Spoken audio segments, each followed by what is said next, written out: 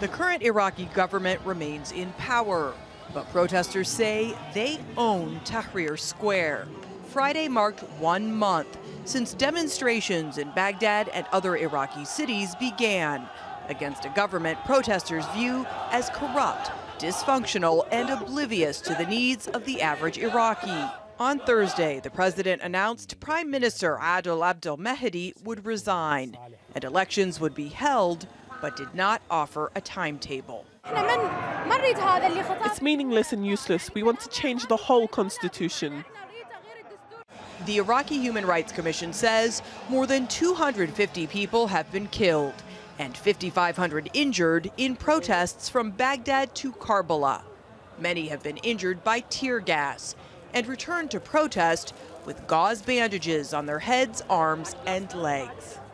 They throw it on any person they see, whether it's a woman, a child, or a man. It makes no difference to them. Their goal is to hurt people. In Baghdad, bridges leading from Tahrir Square to the fortified Green Zone have become deadly standoffs between protesters and security forces.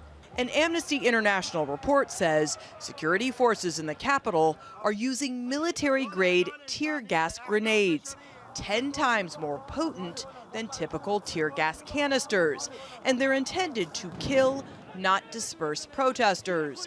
The group says it has documented 5 cases of the canisters embedded in protesters' skulls in the last week. There is no crowd control need to fire 250-gram canisters at people and to cause such wounds. It doesn't matter if you're firing a bullet or you're firing a canister. The truth is, protesters are being killed in Baghdad. The Prime Minister's spokesman says the Amnesty report has been reviewed and passed on to weapons experts to investigate.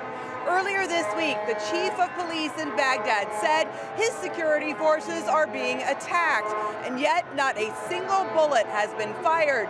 He says excessive force has not been used on peaceful protesters. After the first wave of protests in early October, the Iraqi government vowed to hold those responsible for killing demonstrators to account. Now Amnesty International is calling for an independent investigation into the use of tear gas and the deaths of all Iraqi protesters. Natasha, Ghoneim, Al Jazeera, Baghdad.